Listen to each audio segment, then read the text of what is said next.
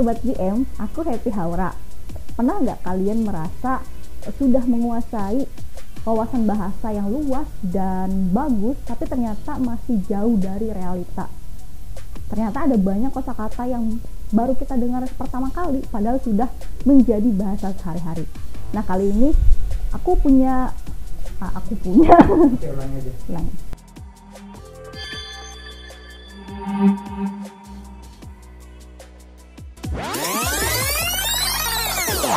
Hai Sobat UM, aku Happy Haura.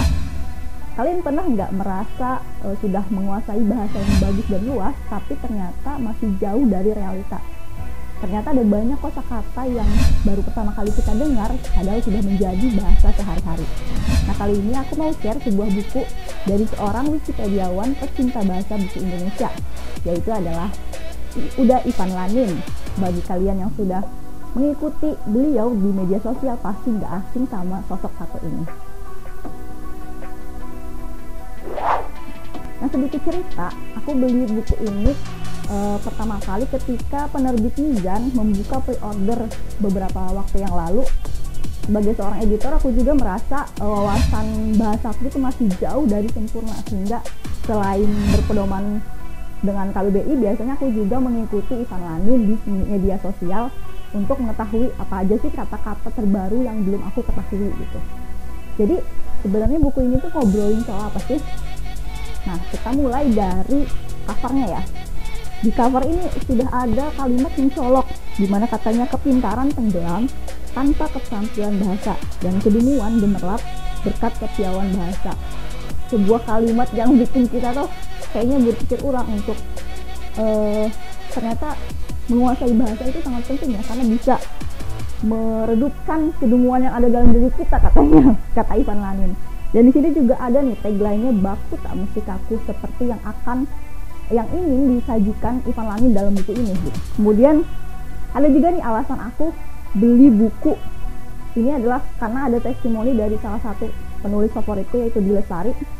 Katanya Ivan Lanin mampu menjadikan bahasa Indonesia sebagai arena bermain yang syarat tantangan, seru sekaligus menghibur. Bagi saya itulah yang menjadikan buku ini berharga dan patut dikoleksi. Nah, selain testimoni dari Di Lestari, ada juga testimoni dari Ika Natasha, dari Deva Mahendra, dari Hendrik, dan juga dari Mbak Windy Aryastanti. Oke, berlanjut ke bukunya. Buku ini tuh pada awalnya lahir dari keinginan orang Ivan Lanin untuk berlatih ragam baku bahasa yang benar gitu. Kemudian Ivan Lanin itu membawa sarana. Gak enak amat bahasanya. Membawa sarana.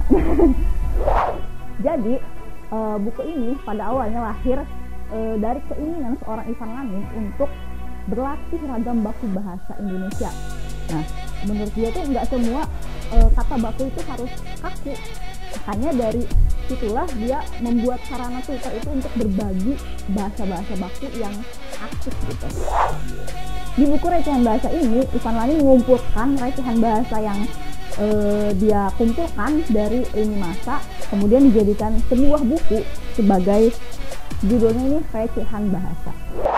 Kenapa hiburan? Karena buku ini berisi bukan cuma bahasa baku aja yang dijadikan tidak kaku, tapi juga ada banyak ragam gambar-gambar menarik dan juga jokes-jokes receh pastinya yang bisa bikin buku ini itu sangat asik untuk dibaca. Yang bikin kita mikir kalau ini tuh sebenarnya buku bahasa atau komik sih. Sebagai orang yang juga mungkin kita malas untuk belajar bahasa karena metode belajarnya itu sangat membosankan atau yang ngajarnya pun kurang interaktif. Tapi bisa jadi kalian menyukai buku ini karena buku ini sebaliknya berisi hal-hal menarik yang untuk kita pelajari bersama dalam ragam bahasa yang asik dan menarik. Nah, aku bahas beberapa kata yang ada dalam buku ini, seperti misalnya kata sate yang kita sudah dengar dan sering banget kita ucapkan sehari-hari karena bisa ditemukan di mana-mana sate. Ternyata ada bahasa bakunya juga. Sate itu bahasa bakunya adalah satai. Jadi mungkin teman-teman kalau sekarang mau beli sate mungkin bisa ngomongnya satai ya. Mas beli satai Madura gitu. Terus kemudian ada juga nih kata kata ambyar. Ambyar. Kata ambyar yang jadi kata terpopuler di tahun 2019 ini juga ternyata sudah ada di KBBI loh, yang artinya itu bercerai-berai atau berpisah-pisah. Jadi buat sobat ambyar nih, jangan cuma ngaku ambyar tapi nggak tahu artinya apa.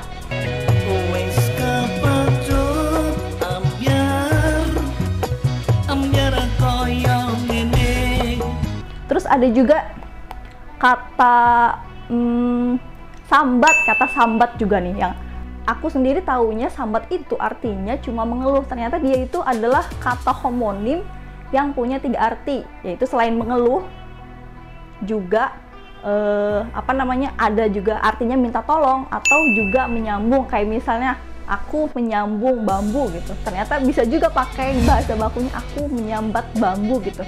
Ini menarik sih, banyak hal yang bisa kita pelajari dari sini. Kayak juga ada kata OTW. Nah, OTW ini pasti yang hampir setiap hari kita ucapkan gitu. Nah, Ivan Lanin tuh ngasih alternatif pilihan kata di sini. Jadinya itu LDJ, yang artinya itu lagi di jalan. Jadi mungkin teman-teman bisa mengganti kata OTW jadi LDJ. Lagi mana? Lagi di jalan gitu, atau lagi di mana? LDJ gitu ya. Bisa pengganti OTW gitu. Ya walaupun lagi di jalan tetap mungkin sebenarnya lagi mandi gitu ya. Terus kemudian juga ada yang menariknya, ada trivia tentang ragam wajah nih, ragam rambut wajah ternyata di sini. Yang mungkin nggak semua orang tahu sih. Kayak misalnya kalau kumis sama janggut mungkin orang udah tahu ya. Tapi ternyata di bawah rambut, di bawah bibir ini ada rambut juga, namanya itu katanya comek. Nah ini bahasanya kayak belum terlalu familiar untuk kita semua gitu ya. Kemudian ini kalau cowok itu biasanya ada bewok-bewok gitu di samping pipi itu. Biasanya kan kenalnya kita jambang ya. Jambang, ternyata itu bahasa bakunya itu ada cambang bahasa bakunya. Kemudian yang terakhir itu ada rambut.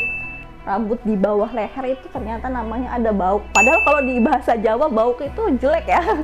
Ternyata bahasa Indonesianya ada gitu, bauk. Bauk itu artinya rambut di bawah leher. Oke, apalagi ya? Dan juga pokoknya masih ada banyak 128 trivia bahasa di dalam buku ini yang bisa kita pelajari satu persatu secara asik dan juga nggak bakal bikin bosen sih, karena banyak gambar-gambar menarik yang bisa kita lihat juga. Tuh. Nah itu dia bahas buku kali ini. Jangan lupa subscribe, like, dan komen, juga share sebanyak-banyaknya. Kalau kalian punya rekomendasi buku yang menarik untuk dibahas juga boleh diisi di kolom komentar ya. Selamat jumpa. Selamat jumpa.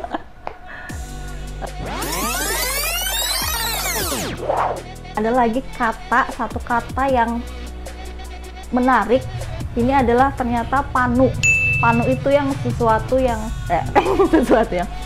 Nah ini ada juga kata panu. Panu yang mungkin kita percaya bahwa panu itu udah bahasa baku karena dia kan penyakit ya. Ternyata panu juga masih bukan ejaan bakunya, tapi ejaan bakunya adalah panau.